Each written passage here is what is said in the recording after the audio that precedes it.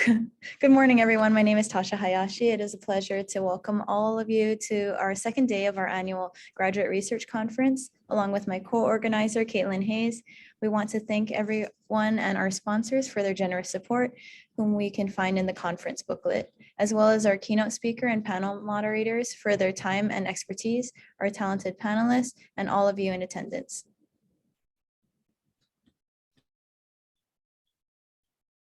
Okay, that's right. Oh, we still got a little bit more going. Like we said yesterday. Oh, no problem. Like we said yesterday, we have decided to host the conference like a large Zoom class so that we can emulate an in-person experience as much as possible. That being said, we just have a few housekeeping requests for all in attendance. While you may have your camera on during Q&A, if you are not actively presenting, please keep yourself muted and your camera off throughout the conference. You know, if you're a spectator. So please keep yourself muted, your camera off throughout the conference proceedings. This will help things run smoothly, and any questions should be directed in the chat function prior to the Q&A. So please refer to our conference booklet and our website if you have any questions about the schedule. Okay, our schedule today begins with panel 5, Adaptations in International Relations Across Asia. This panel is moderated by Dr. Lonny Carlile, an associate professor for the Asian Studies Program, School of Pacific and Asian Studies at the University of Hawaii at Manoa. He will be introducing our panelists. As a quick reminder, please type all questions into the chat function. Dr. Carlile.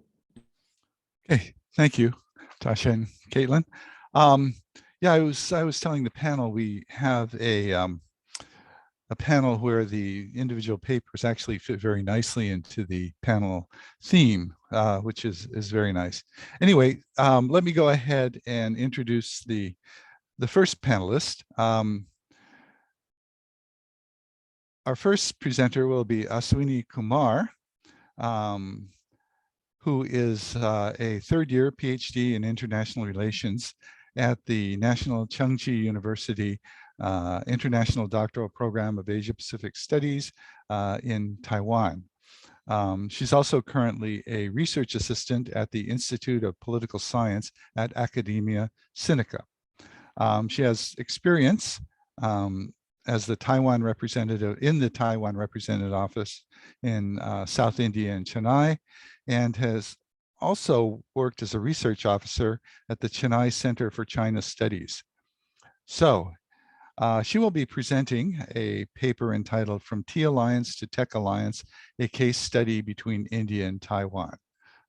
So please take it away, Asini, and I understand a very early good morning to you.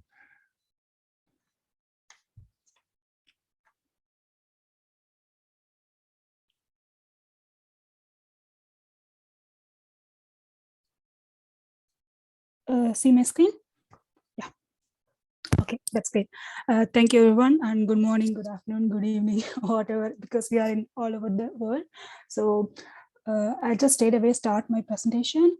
So thank you so much for the organizer to give me this opportunity. So today I'm actually presenting about From Tea Alliance to Tech Alliance. It's actually a case study between India and Taiwan. So I'll just start with my presentation.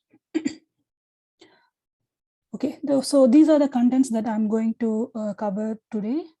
So I just wanted to give a brief introduction about how Taiwan and India relationship for the last 2.5 years, especially after the both nations, they established the representative office in each other places. So the relationship has been improving a lot, especially in people-to-people contact in diverse sector on trade, business, and education. And also many Taiwanese investment have been promoted in India, particularly in South, because of the less political constraint in the South. And also there are a lot of emerging technological companies and everything in South India, especially in Tamil Nadu and Chennai. So, and also one of the benefit Taiwan have is that Taiwan have a representatives again office in Chennai, and also where China doesn't have any consulate in South India. So this actually gives some kind of a benefit for Taiwan.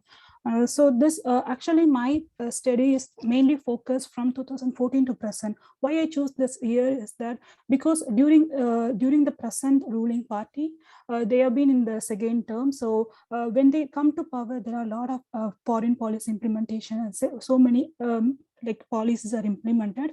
And at the same time, on the other hand, in Taiwan, when DPP came to power, they also implemented many foreign policy, which actually both two nations hit into the perfect time. So I just choose this 2014 to present. So the basic thing which actually bind the two nations is that democracy. Democracy has been the defining and binding element in between these two relationships. And also they maintain very low profile relationship before to 2020. I will explain in detail. So actually interesting thing is that they are gradually the way the regional dynamics is emerging and the China factor, how it influenced the relationship between Taiwan and India is one of the major thing. And also their ties is getting matured, which is still actually in the phase of evolving period. But there are less literature on the dynamics of India-Taiwan relationships in the current scenario. So the present status of India-Taiwan relationship, even though they have a formal relationship, like after they establish the repository office, they still not have the non-official diplomatic allies, and it's more like a very much like an official relationship without any diplomatic credence. So the volume of India-Taiwan relationship and its evolution is actually growing in the last few years, especially the year 2020. It marked the significance of the bilateral relationship. Why? Because on that year, both the nations, they celebrated 25th anniversary, and then when you see in the regional geopolitical dynamics, everyone knows that India and China have a border conflict in Galwan border, and also there are so many incidents which occurs during that time actually paved a way for the better relationship between India and Taiwan. And also major points we should look at into the present status of India-Taiwan relationship is the change of regime, like I mentioned before, and then some of the turning points incident, and then the policy implementation. I will explain what are the policy implementation this to us thing. And one of the major thing is that between two nations, India and Taiwan, the major factor hindrance the many of the endeavors is the mainly one China policy, because India is still adhere to the one China policy. Like one of the major reason is China as being the one of the superpower in the world, and China's rise and emerging as a threat to the many nations. And also so that and apart from that, India and China have some of the good relationship in many aspects, and like they have a good multilateral relationship like in BRICS and all, Shanghai cooperation, so many things. So when India dealing with China, Taiwan, like triangular relationship, they should be more diplomatic way, or they should think in a more strategic way how to handle the relationship in more mutual benefit way. But one more thing is like after this current ruling party regime, what happening is like you could see there is a simple somewhere it's actually the one China policy. It's kind of shifting towards favoring more on the Taiwan part, and also in many in the political aspect, they are actually keep on like promoting a lot of India-Taiwan relations in more in a political way. This is kind of a good for Taiwan, and also it's actually angers Beijing in many aspects. I'll explain somewhat. So significance of this study is like, since I am focusing more on the technological alliance in the, so far I just give you the introduction about the two nations. So more about the about my study is like, India has a lot of rich manpower and natural land resources, but they have a very less financial resource and technological base. Whereas when you see in Taiwan, they have a financial resources, and also they have high technology, especially in semiconductor. So my focus is mainly on the semiconductor. So, and also, whereas in India, the new initiatives like Make in India, Digital India, all these kind of initiatives actually gives a place for Taiwan to have a good collaboration between India and Taiwan. So, and then like I mentioned, the foreign policy implementation on the side of Taiwan, they implemented the new southbound policy in which India is one of the major country. And also on the India side, they actually have implemented Act East policy. This is actually a follower of Look East policy. Act East policy is more like involving actively into this region. I mean, the East Asian region.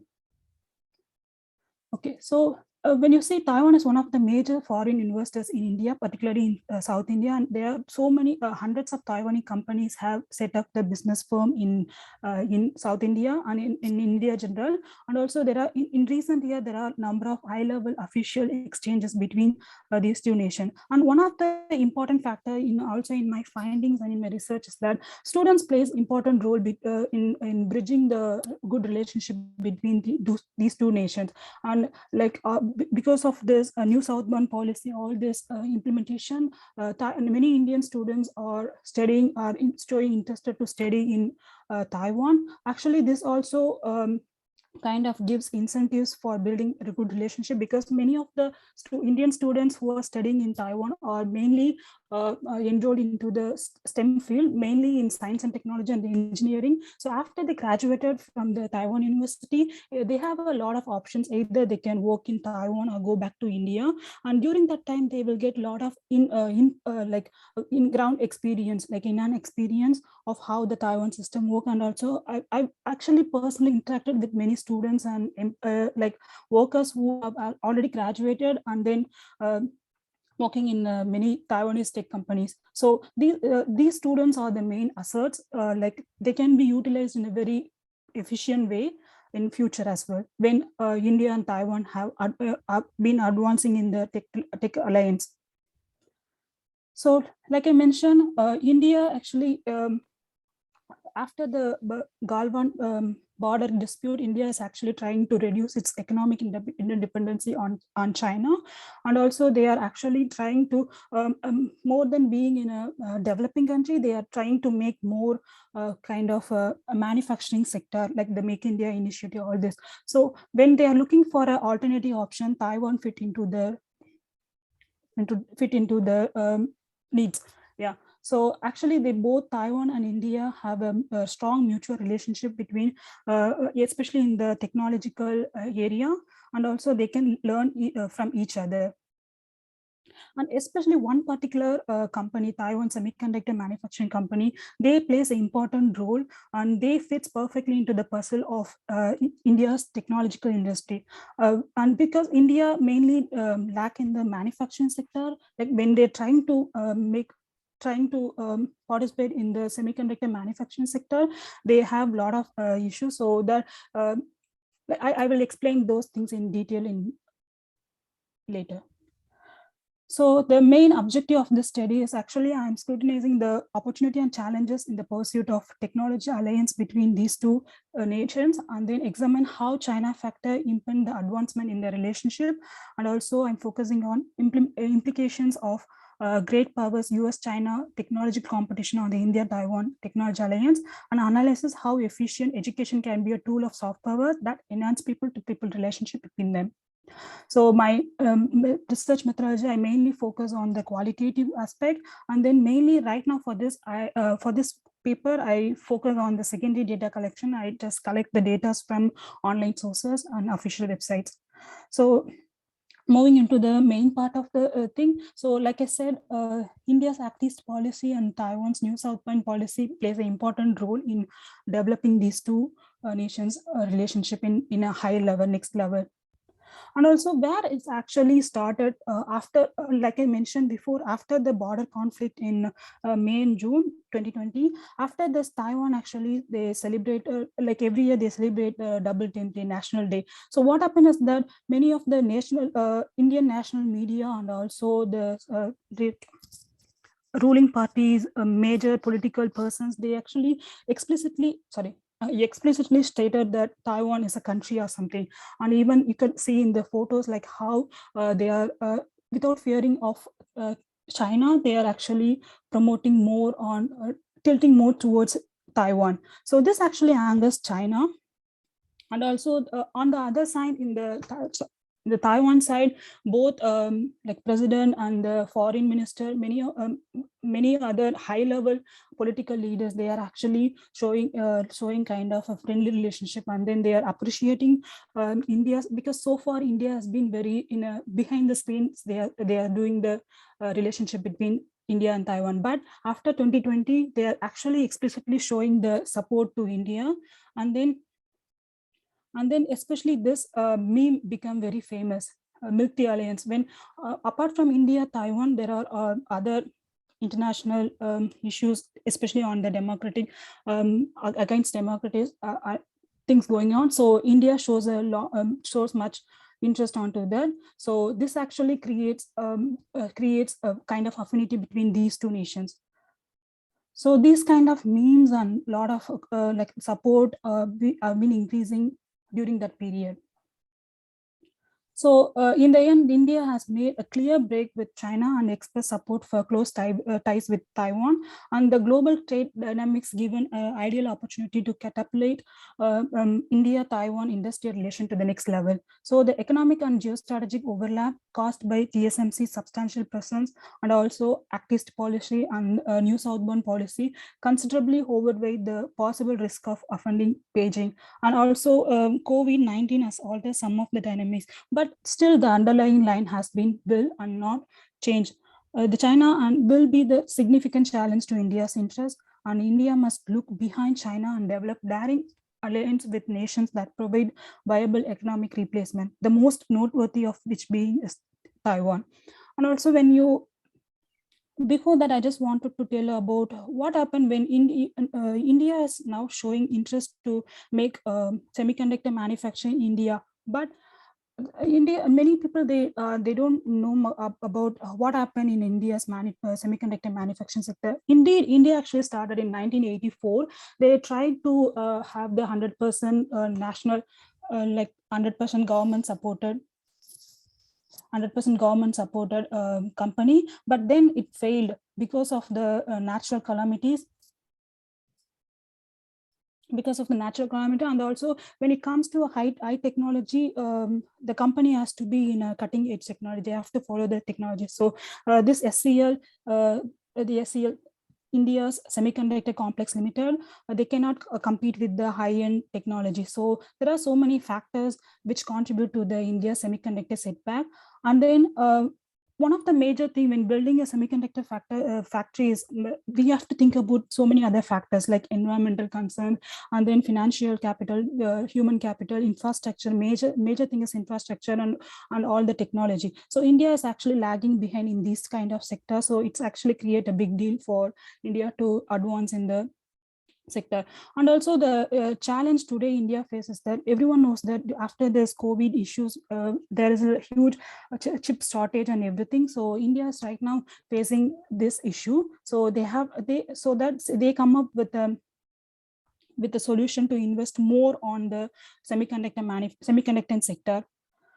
So everyone knows is that Taiwan is a major player in the production of chips globally, and also TSMC actually plays one particular company plays an important role. It actually has 50% of all the semiconductor globally, and also they have a market value more than $50 billion.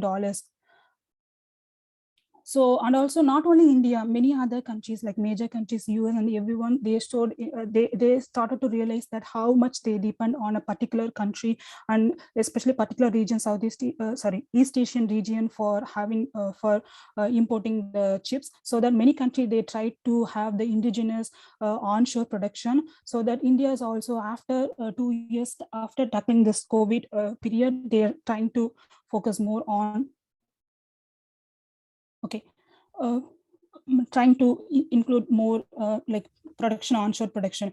So that actually, I just want to finish one more thing. So the Tech Alliance last year, this year, January, India and Taiwan, they have signed a contract between these two nations, and then TSMC and UMC has been involved in this Tech Alliance, and then they are actually trying to make onshore production in India. And if it happens, it's going to be the second one second Taiwanese companies in the world. And then India is also providing a lot of incentive on that deal. So it actually if the deal is actually implemented, it will create more jobs for Indian nationals as well. So in the end, I just want to say one thing. So like I said, mentioned before, students being the main ambassador between India and Taiwan relations. And then that's it. And conclusion, right now India is focusing more on manufacturing sector, but my conclusion would be semiconductor sector is a very sophisticated region. So right now India can focus more on, instead of focusing on the front end, they can focus more on the back end, which is like a testing and packaging semiconductors. So they can be an important player in the semiconductor supply chain. And this is actually gives a much incentive for India. That's it. Thank you.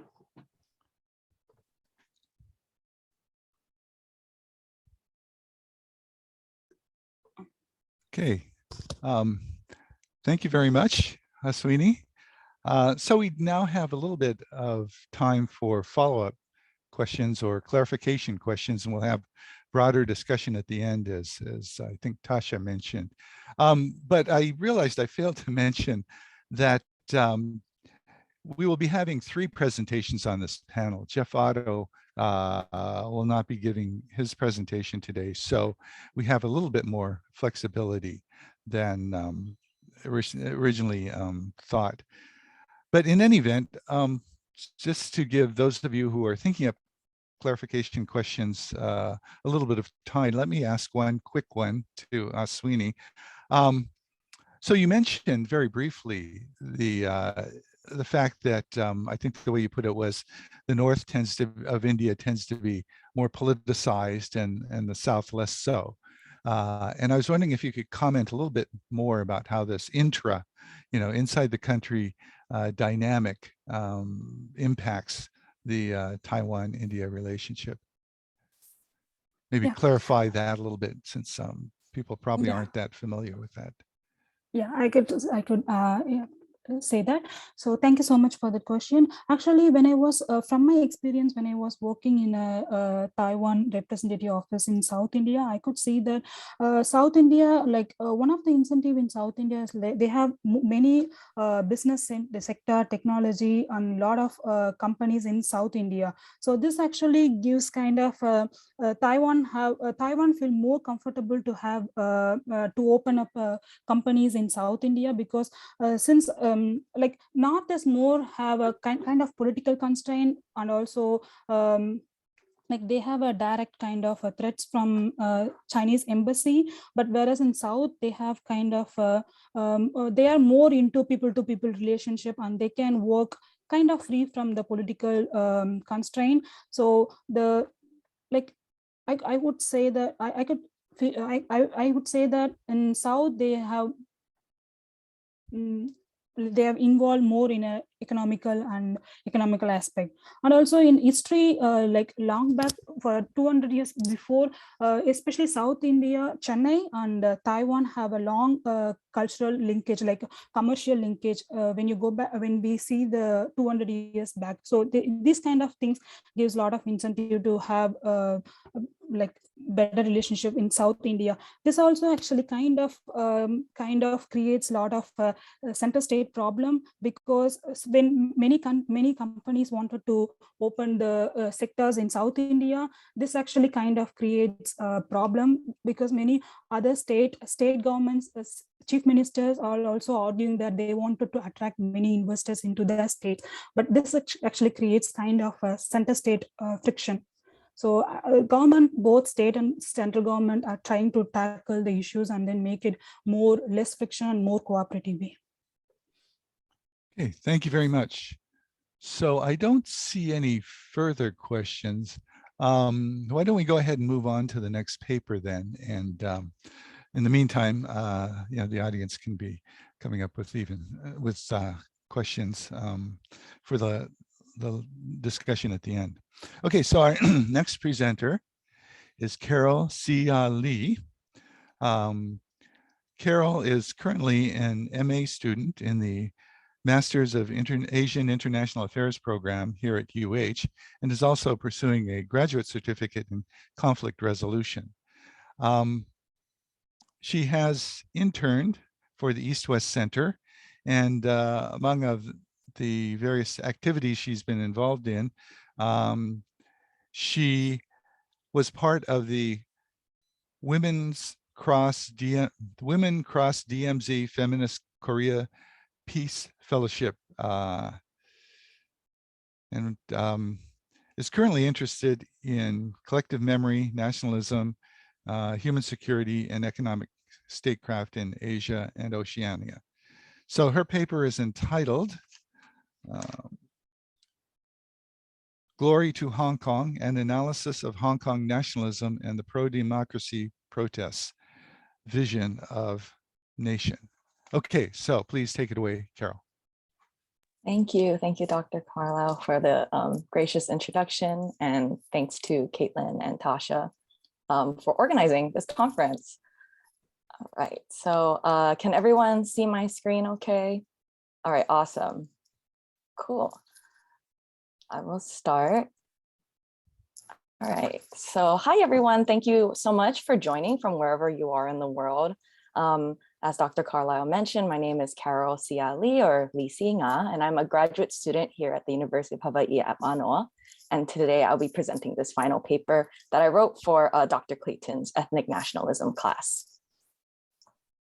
So the 2019 to 2020 anti-extradition law amendment bill and water movements in Hong Kong drew out millions of citizens and transformed the city into various war zones against law enforcement and pro-China supporters.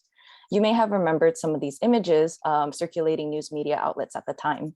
And it was clear that the protesters were one unit and captured the hearts and minds of people beyond the borders of the city, even being nominated Times Magazine's Person of the Year. One of the main principles of this movement was to be water, part of a quote taken by treasured Hong Kong icon Bruce Lee. People were encouraged to be flexible, fluid, adaptable, and act on whatever opportunities might arise. Groups were formed on online forums so that they could perform roles for the movement, such as being a part of Neighborhood Watch, airdropping digital posters, verifying news, creating maps for resources, assisting arrested participants, and providing sanctuary. It was during these protests that an unofficial national anthem emerged. So given the decentralized, leaderless, and technological nature of this movement, Thomas DGX YHL created Glory to Hong Kong, or in Cantonese, Yun Wing Guang Gui Hong Kong, with the goal to unite people and boost morale during this revolution. He modeled the song after 18th century Italian composer Antonio Vivaldi's choral works, including Vivaldi's unofficial anthem for the Venetian Republic. Glory to Hong Kong was the first song to be treated as the protesters' national anthem, as crowds of people began singing it in malls, sporting games, and many renditions were found online. A video producer for one of the online renditions, said it was one of the most successful works Hong Kong has seen in decades. The song was peaceful yet political enough to unite Hong Kong people from different political factions and has brought people globally to tears. Through a literature review and discourse analysis, my paper explores the relationship between anthems and national identity and how Glory to Hong Kong facilitated the construction of a Hong Kong nation. I argue that Glory to Hong Kong momentarily enacts a Hong Kong nation, as this anthem serves as a medium and focal point to bring everyone together to perform groupness and nationhood. This unity is especially significant during this decentralized leaderless movement, as the protesters and imagination was able to be realized to some extent, while signaling to the world that it has the potential to be manifested in the future. So first, I will provide some context in terms of nationalism and radicalization in Hong Kong, which led to these protests and the song. So in the book, Hong Kong, China, Learning to Belong to a Nation, the book describes Hong Kong's identity a few years after the handover from the British back to the People's Republic of China. And the fact that during colonialism, the British de-emphasized China to legitimize their colonial rule. Hong Kong developed a market-based national identity and capitalist economic system rather than a communist one, which made China seem more distant and foreign to many Hong Kong people. Results from a longitudinal study conducted from 2010 to 2016 found that civic values such as press freedom and privacy are very important to the people of Hong Kong, and that the ethnic appeal of Chinese state nationalism is not as important. Hong Kong's emergence of peripheral and counter-state nationalism was developed to combat the PRC's state-building nationalism. The escalation of violence during the 2014 and 2019 movements in Hong Kong highlights the increasingly radical nature of these acts of resistance. Young students who utilize peaceful and non-violent tactics in attempts to change norms within the establishment were frustrated in 2014 because the Occupy Central with Love and Peace and Umbrella movement was not successful. These frustrations that young people felt were channeled into the rise of radical localism and contributed to the emergence of two factions, one more moderate and peaceful Democrats, and the other faction being more brave radical Democrats who employ escalation and resistant tactics. Although there were divisions, these two factions were unified during the 2019 anti-ELAB extradition law bill and water movement as they wished to construct a free and glorious Hong Kong together. In literature related to nationalism, Brubaker states that group making is a social, cultural, and political event and project. The song Glory to Hong Kong, including its context, melody, and messages, constructs and crystallizes the Hong Kong people and nation. Anderson notes the importance of language in constructing ideological nations, and through the creations of song and poetry, people can be invited into this collective horizontal community. Specifically, the communal act of singing together in the same language is a powerful force to materialize this ideological unity in the physical world. Hummel reinforces this by stating that anthems have a deep emotional meaning and are a way for a person to forge communal bonds with those around them. An example of this would be an audience of spectators at a sporting event who stand up and sing or hear a national anthem together. They do not know the people around them necessarily, but for that moment, they are connected to one another. Anthems are symbols that are widespread, reflect the values of the collective, and are accessible so that images and accompanying ideologies can be integrated into people's everyday lives. The artistic power of anthems to promote values, elicit emotions for attachment, and contribute to Brubaker's group making events and projects is the reason why so many nation states have anthems, and as well as why certain states feel certain anthems can pose a threat to a competing nationalism. So the first part of my analysis consisted of looking at the English lyrics of the song. The fact that such a well-written English version exists shows the fact that the song was meant to be recognized by an international audience. This English version of the song follows the pattern of many Western anthems and artistic forms, as the ending lines of each stanza ends with mostly an AABB pattern, such as land, stand, again, rain, ahead, tread, etc. The words freedom and free are used quite frequently, emphasizing the importance of civic values in Hong Kong. The song calls on people to fight in this revolution so that these values and therefore the land of Hong Kong can be protected. The glory the glory can come to Hong Kong even in darkness. The way that it is written with lots of explanation points provides a visual imagery of a commander or leader at the front lines of battle, shouting and singing these words to motivate the rest of the soldiers, in this case protesters, to bravely stand and fight and liberate Hong Kong. Even though there are people of all different genders in this movement, the song's contests and militant messages read as very masculine against the violent struggle. The second part of my analysis consisted looking at the Cantonese lyrics and English translation of the Cantonese lyrics of the song.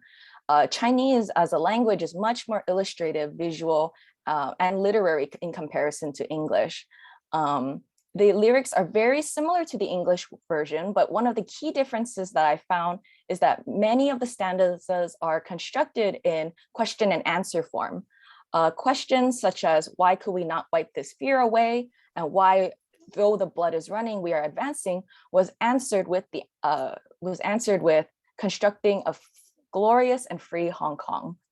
So instead of a leader hero shouting at the rest of the crowd to be motivated, like the imagery in the English version, the Cantonese version seems to provide a visual of brothers or fellows in arms, reminding one another why this fight is important. So for example, this idea is kind of shown in the different protest arts that I found.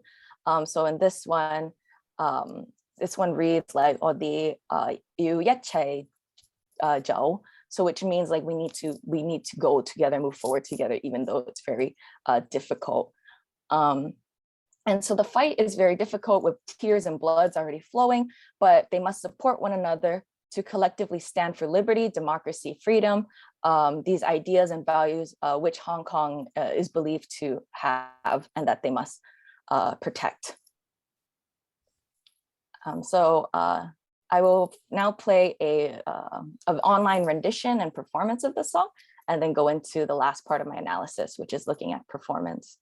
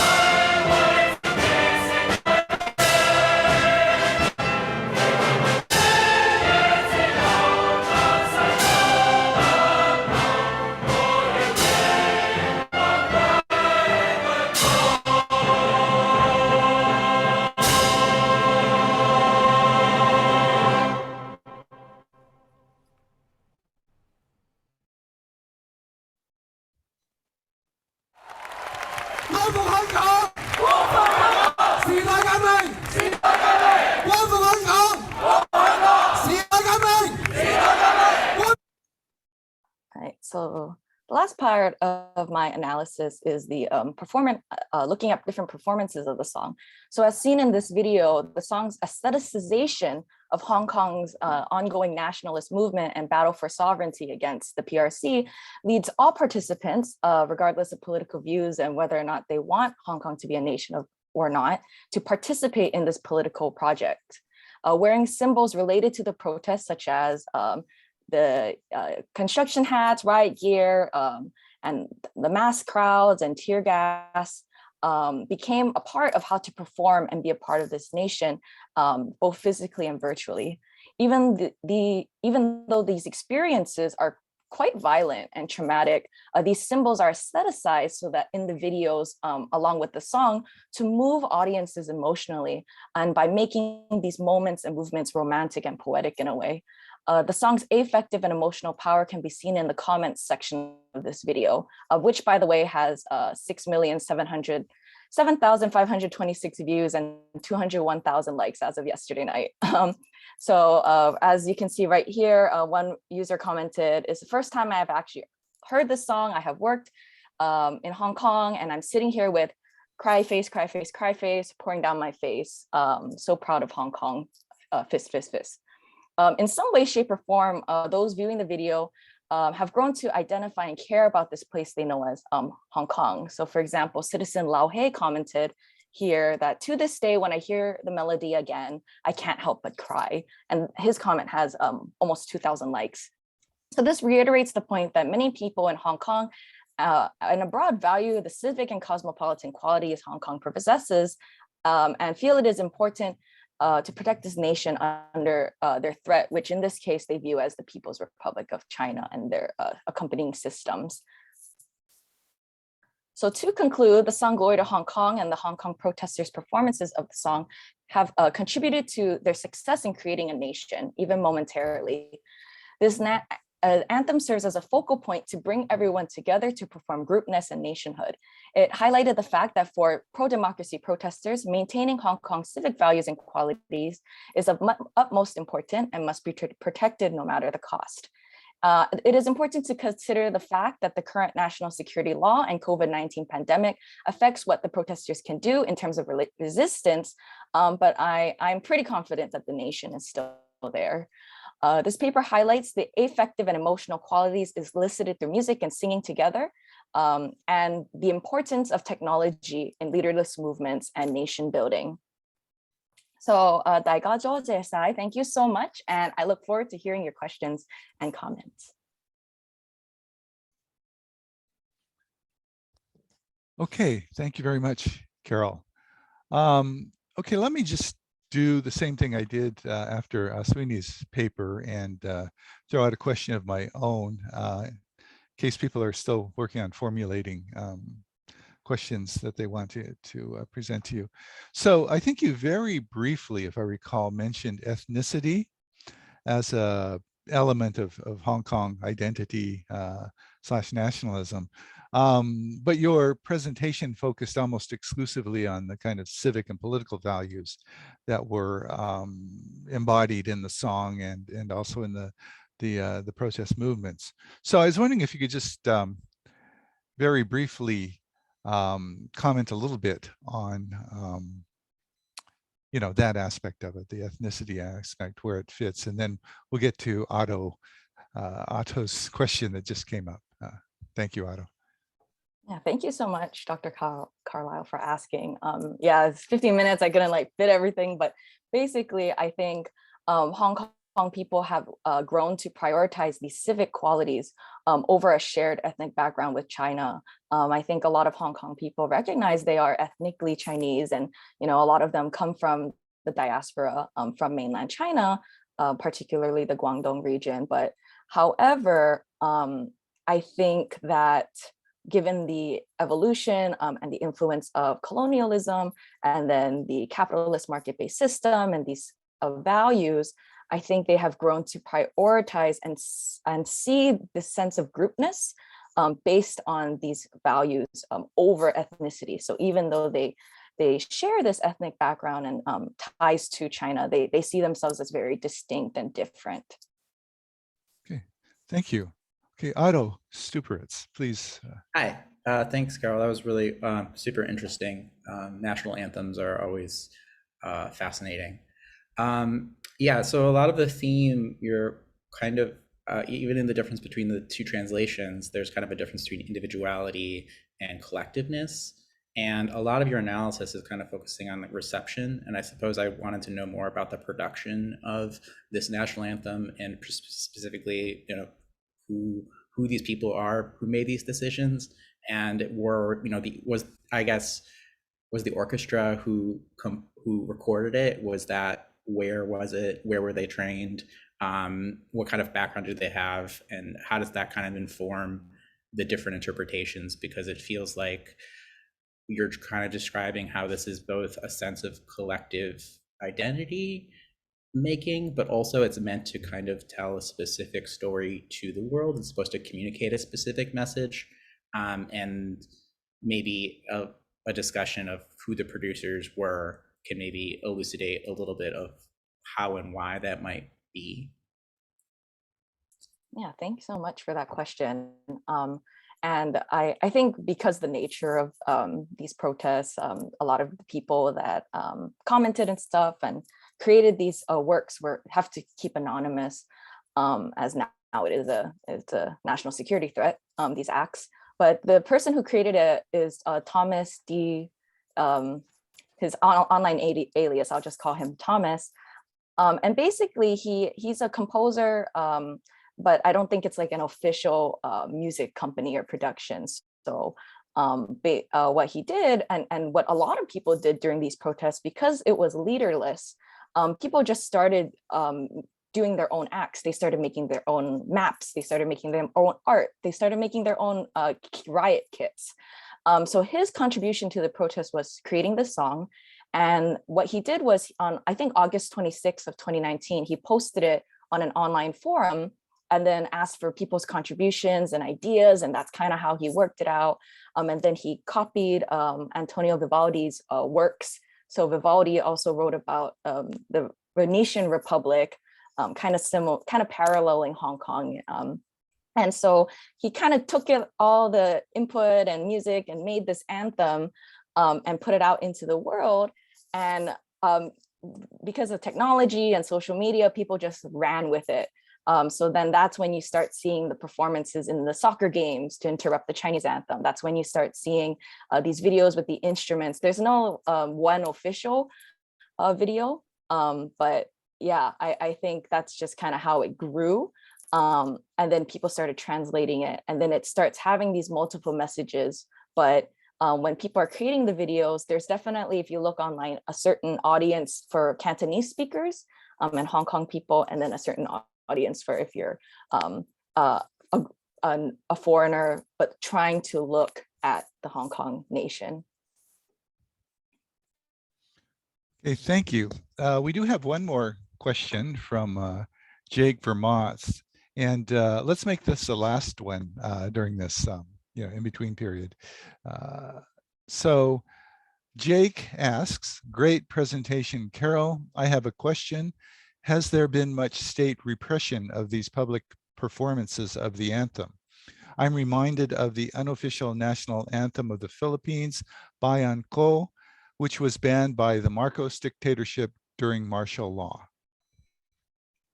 Yeah, thanks for the question, Jake.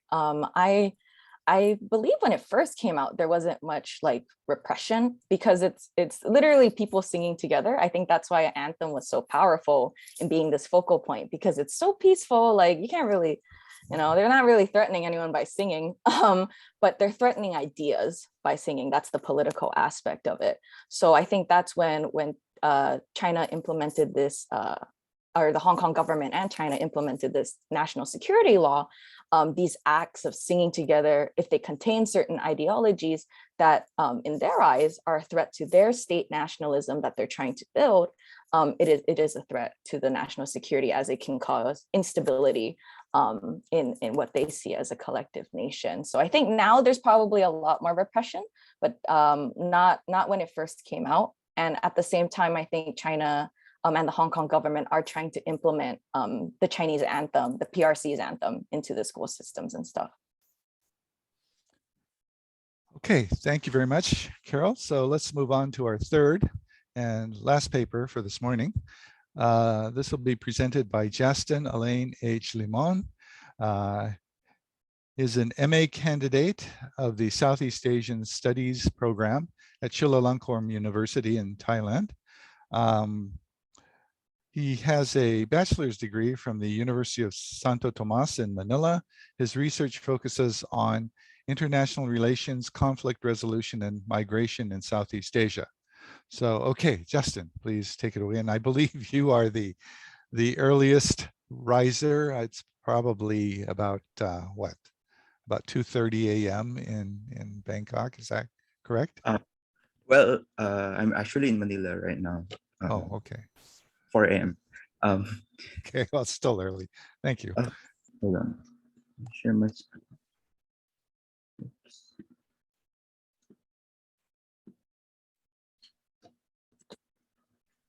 Okay. Is it? Can you see it right now? Okay. Yes. Good day and good evening for those who are on the other side of the world. I am Justin, and from the Southeast Asian Studies program of Chulalongkorn University in Thailand. I'll be presenting the Sale of the Maritime Resolve of the Philippines, a state-level analysis disputes on the contested areas in the West Philippine Sea, which is part of my ongoing MA thesis. So let's get started. Oops. The West Philippine Sea, a name which was coined months after the Scarborough Shoal standoff between the Philippines and China through an executive order by the late President Benigno Aquino in 2012, pertains to the maritime territories and entitlements of the Philippines to the west of its archipelago. This includes part of the Spratly Islands, which is called Kalayaan Island Group, Luzon Sea, and Scarborough Shoal, which is called Panatag Shoal or Bajo de Masinloc. It is a semi-enclosed sea disputed by the Philippines, Malaysia, Brunei, Vietnam, China, and Taiwan. In general, there are two types of disputes in the South China Sea, which is sovereignty and maritime entitlements. Sovereignty pertains to the claims for any formation of land that are above water. The disputes would lie on who possesses the sovereignty on a piece of land. This is governed and subjected to by the customary and other aspects of international law. Maritime entitlements pertain to the right of a state to exercise sovereign rights measured from its baselines. It is important to note that the issue of sovereignty is important to exercise maritime entitlements because even a single piece of rock above water can possess a maritime entitlement. With the advancement of technology, states are becoming more assertive with their claims due to the evidence on the presence of oil, methane hydrates, and fish to sustain the economy of the claimant states. This is guaranteed by the United Nations Convention on the Law of the Sea, which all 6 contender states to the South China Sea disputes, with the exception of Taiwan, are parties to this convention. These are the overlapping claims in the South China Sea. Currently, Philippines have overlapping claims with China, Taiwan, Vietnam, and Malaysia. It can also be seen that China and Vietnam have the largest claims measured from their normal baselines. So now let's proceed with the principles of territorial disputes and international relations theory. State-level analysis examines foreign policy behavior of states in terms of their characteristics. The Philippines, as a democratic state, will less likely to wage a war with both democratic and non-democratic states. But in dealing with these non-democratic states, it can be less friendly or even harsh. The international relations theory, or IR theory, will be tested against specific state behaviors, whether goals can be achieved. And in this case, whether the Philippines is pursuing policies that can contribute to the settlement of the disputes. The hypothesis of my research is that the Philippines is better off with unilateral or multilateral approach in negotiating its claims to the South China Sea, skipping bilateralism. There is a higher chance of resolution when disputes are escalated internationally and when dealing with non-democratic states while avoiding war.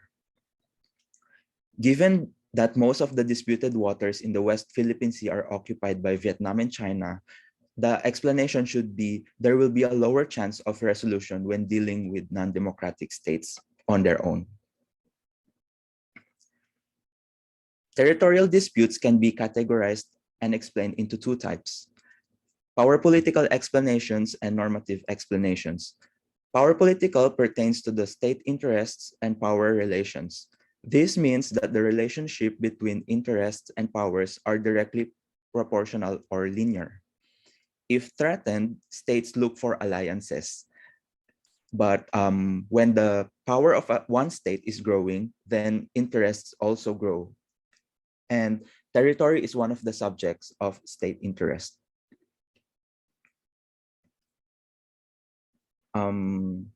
Normative pertains to the nationalism, justice, and perceived norms of the state.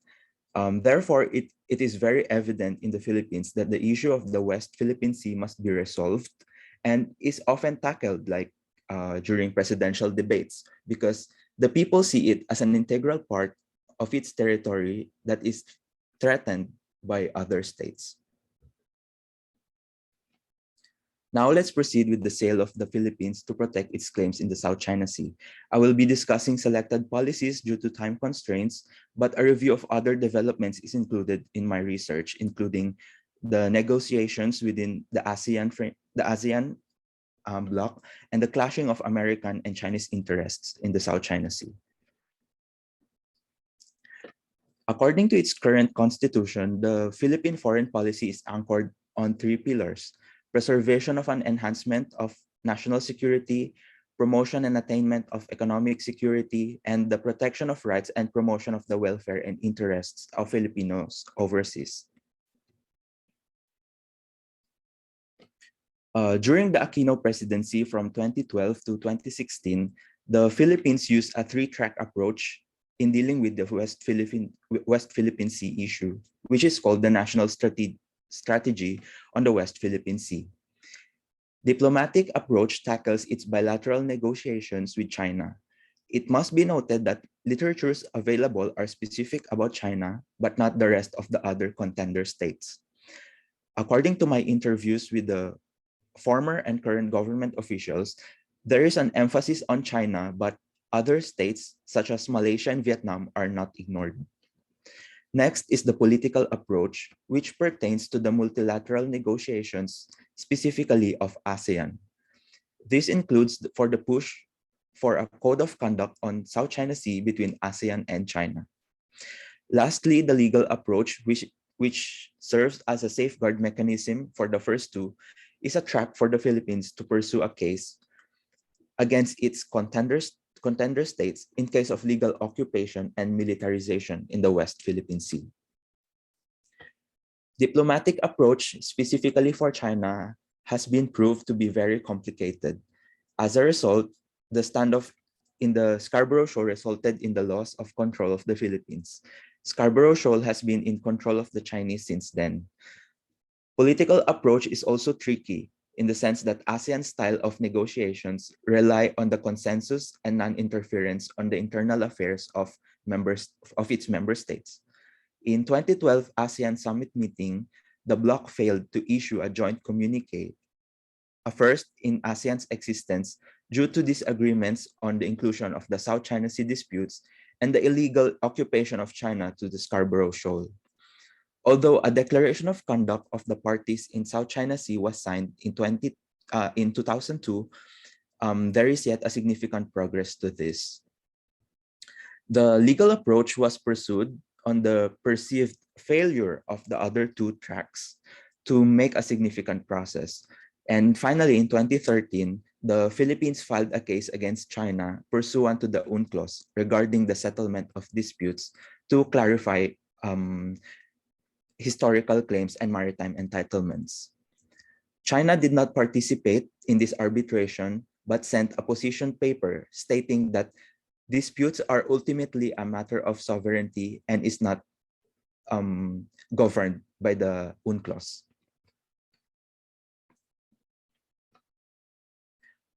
Just in time to the new Philippine administration in 2016, a 500-page arbitral award was released, unanimously agreeing to the points of the Philippines.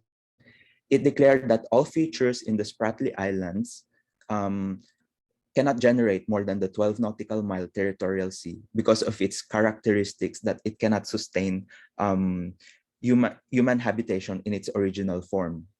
It also ruled that all historical claims of China within its 9-dash line are unlawful upon their ratification of the convention. However, the new government, the new Philippine government back then was rather lukewarm with the decision. The Department of Foreign Affairs issued a statement, and I quote, "Our experts are studying the award with the care and thoroughness that this significant arbitral outcome deserves. In the meantime, we call on all those concerned to exercise restraint and sobriety." End of quote. This is in line with the China-friendly approach by the Duterte administration in exchange for the bolstered economic relations, which is also contentious as his term nears expiration. One opportunity for this research to progress is to investigate the prospects of the next administration, as the next Philippine election will be a month away from now. And it can have an overall change to the Philippine foreign policy. Finally, with the conclusion, I have come up with the possible outcomes that are based on liberalist constructivist synthesis. Neoliberalism assumes selfish interests of states, while cooperation of states are expected with national international institutions facilitating the cooperation. With the help of constructivist perspective that target intangible factors such as behavioral and sociocultural scene of actors, it aims to shy away from the realist point of view of flexing military power, and by putting the power on the on states, the higher power to the states. Here, as you can see in the neoliberal constructivist synthesis, international institutions would facilitate trust building among claimant states with ASEAN, UN, and the national governments as its main stakeholders, and it could result in peaceful management or joint development.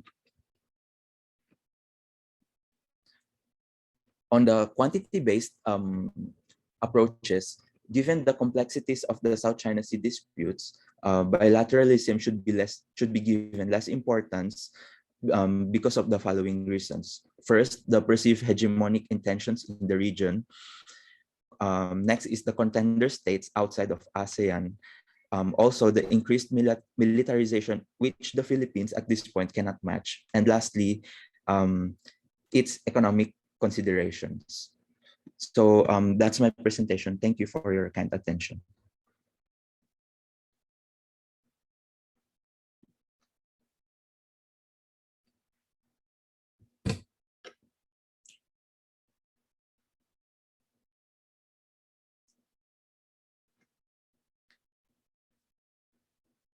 Dr. Carlile, you're muted. I am unmuted now. Sorry about that. Okay.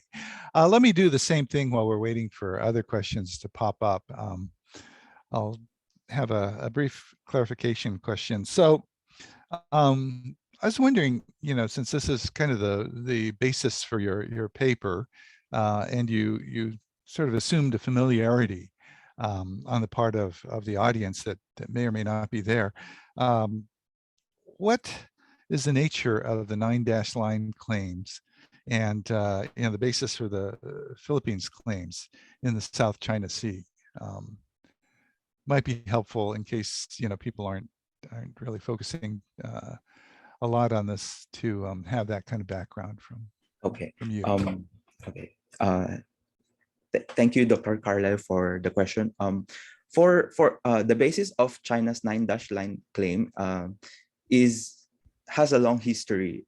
It originated with the Kuomintang party when it was still when mainland China was still governed by the now then government of Taiwan. It released maps showing that it was originally an 11-line dash claim, stating that all features within those lines are of Chinese ownership.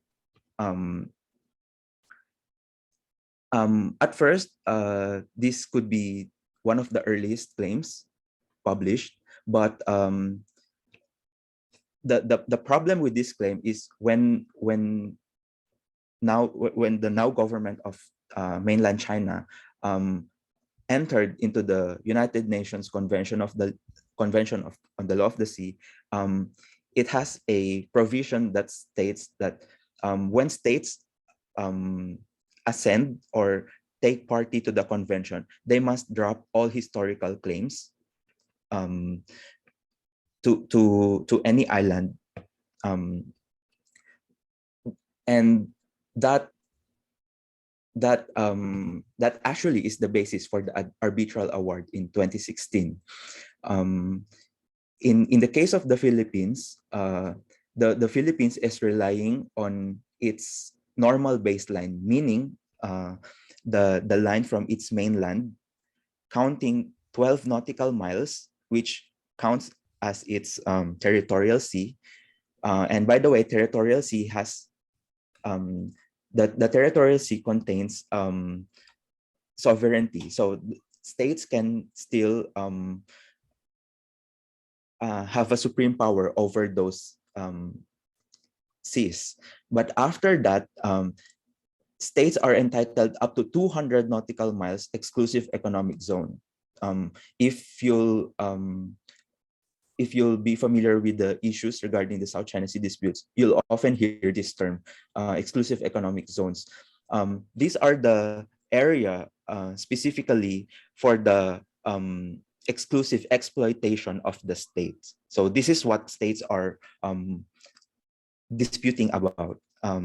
In the Philippines, the Philippine claims that measuring from its baselines, territories currently occupied by China, Vietnam, and even Taiwan and Malaysia sits within its 200 nautical mile exclusive economic zone. So that is one part of the problem, because other states are contending that these territories that are above water are their sovereign. So meaning, even if it's just a piece of rock, one inch rock that sits above the sea, has their own sovereignty, and that's one of the major challenges, because it is not covered under the Convention on the Law of the Sea. Okay, thank you. So we now have a question from Jake Vermas. Thank you for this important work, Justin. Have any of the presidential candidates made West Philippine Sea security a part of their campaign, or talked much about it in the lead up to the election? Okay. Thank you, Jake. In the during the presidential debates in these upcoming elections, presidents have been overwhelmingly supporting for the independent push of the Philippines to assert its claims in the West Philippine Sea. But however, it must also be noted that this can be a part of a populist policy, because as we look on the last presidential election with the sitting president, President Duterte, he explicitly said that he will go to the Scarborough Shoal and take a jet ski and raise the Philippine flag there. But he did that to show that he has the might to fight for the oppressors, or to the contender states of the South China Sea disputes. But at the beginning of his term, it must be quite opposite of what he said. So while it can be hopeful, I mean, while we can be hopeful when presidential candidates would support or campaign about the asserting of the Philippine rights to the West Philippine Sea, it might be very different once they are already in power. Okay, thank you. Okay, Aswini asked the question. Thanks for an interesting presentation. I have a question on regional security. For years, people in the Asia Pacific region have been talking about how to build regional security architecture and whether the region needs one. Although there is a high hope on the ground, it looks still a goal too far. Does the region need to have security architecture to make peace? Thank you, Aswini. Specifically for the South China Sea disputes, it is not without its achievements also, because in 2002, there was a declaration signed for the drafting of or creating of a code of conduct in the South China Sea between ASEAN states and China. Although we must admit that this is quite a challenge, because the problem here lies on the economic and political implications of creating a legally binding document for any legally binding document in promoting regional security. What could be the takeaway here is that when states are feel threatened based on literatures, they would always go to their allied superpower. So other than being a battle of states being involved, superpowers also come into the playing field. So, such as in the South China Sea disputes, it could also be a battle between the hegemonies of the U.S. and China. So, yeah, I think I think it is still a long way when there could be blueprint or architecture for the security, for regional security. Mm-hmm. I hope that answers your question. Okay, thank you very much, Justin. So we have 3 minutes. So let us go ahead and open up the discussion. If you have questions, general questions for the entire panel, that would be great. If you have further follow-up questions for any individual panelist, please go ahead and ask them now. And since we do have a break in between, if we go a little bit over past the 10:15 mark, I think we'll still be okay. I've gotten permission from the organizers to allow that. Anyone? You can either raise your hand and ask your question live, or comment live, or you can do so through the messaging system.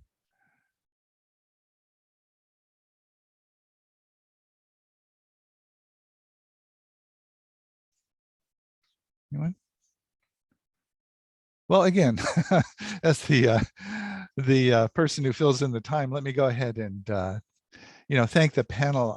I found it interesting that, although initially I said that, and I think it's still true, the individual papers, fit very nicely the title of the panel. But I was also struck by the very different approaches and methodologies that you utilized to address the questions and the topic that you had selected. One thing that's often interesting too, and maybe we could do this here if we don't get any further questions, if any of the panelists might give your impressions of the other papers, and in particular, or maybe, sort of explain a little bit more about your own methodology. I think it'd be quite interesting and enlightening for everyone. Why you chose this particular approach, why you think it might be, why you think it's, most appropriate for the type of question that you're addressing within the context of international relations, and of course, anything else you might want to say. Anyone?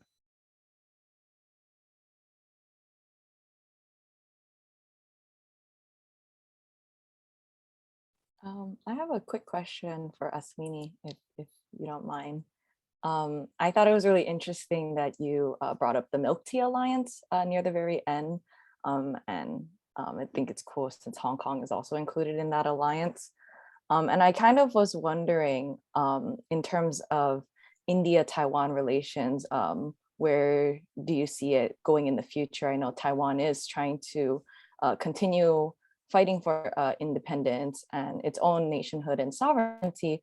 And I'm just kind of curious if you can tell in your research whether or not India's alliance is very economical, or this ideological alliance will further into supporting Taiwan's independence.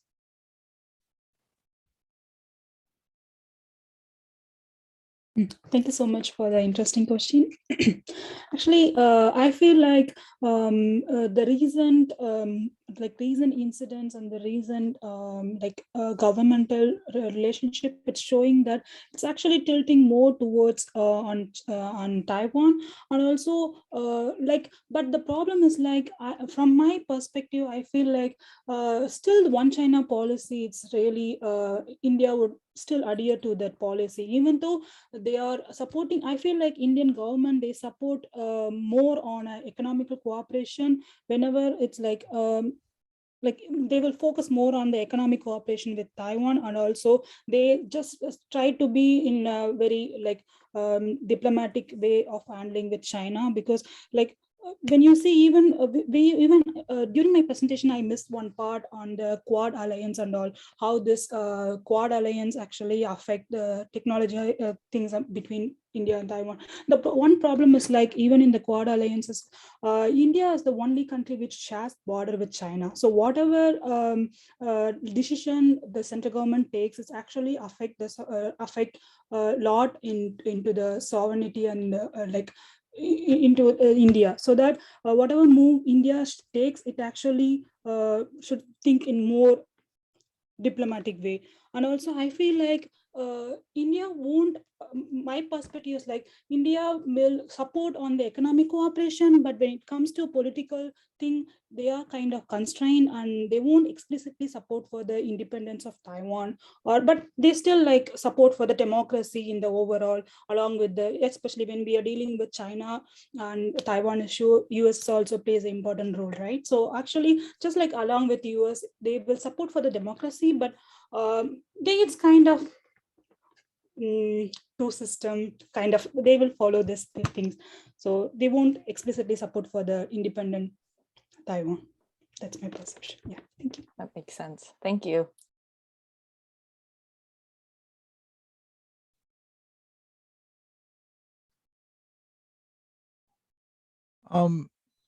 Since I'm information studies and we do interdisciplinary analysis, and you brought up the whole milk tea alliance idea. I mean, that would seem to be kind of a fertile ground for, the sort of symbolic analysis, text analysis that Carol did. And vice versa, I think Aswini's analysis of, what happens in terms of relations in the context of non-states applies to both Taiwan and Hong Kong, and I think that might be fertile ground for kind of looking at the topics that you're handling from a slightly different perspective. That's just a quick comment. And I suppose there's a lot of symbology also involved in the West Philippine Sea disputes and the 9-dash line and all of that.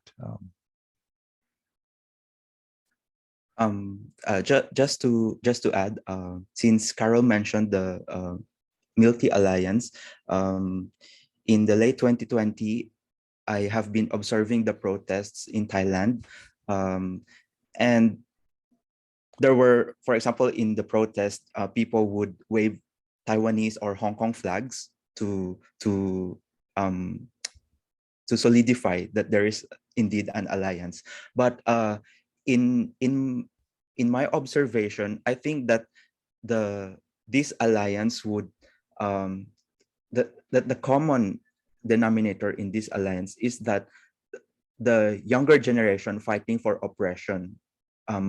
For example, as Dr. Carlile said, there are non-states who are involved in this alliance. But in the case of Thailand, which is a monarchy state,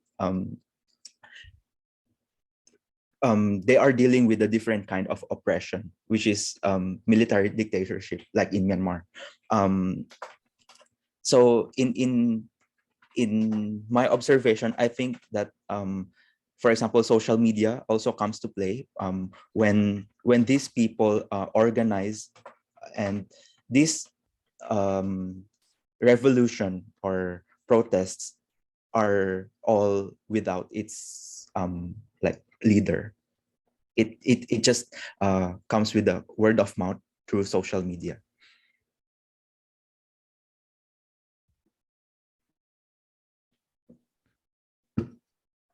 Okay, well, we have run over time, so perhaps this is a good moment to close.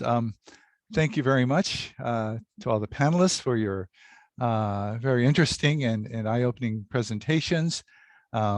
thank you to the audience for your listening, and also to for very penetrating questions, and finally to the organizers once again for doing such a wonderful job of organizing this conference, which I know from many years of observing this that it's a huge amount of work. Okay, so with that, I bid you all adieu, and we can move on to the next panel in the conference. Thanks again. Yes, thank you so much, Dr. Carlile, and thank you, everyone. So we'll be having a short break, a 9-minute break until 10:30 when panel 6, Security Issues Across Asia, will begin. And Caitlin will begin working with the panelists for panel 6. Thank you. Thank you, everyone. Thank you so much, everyone. Yes, so I'm going to take just a quick 3-minute break. And then when I get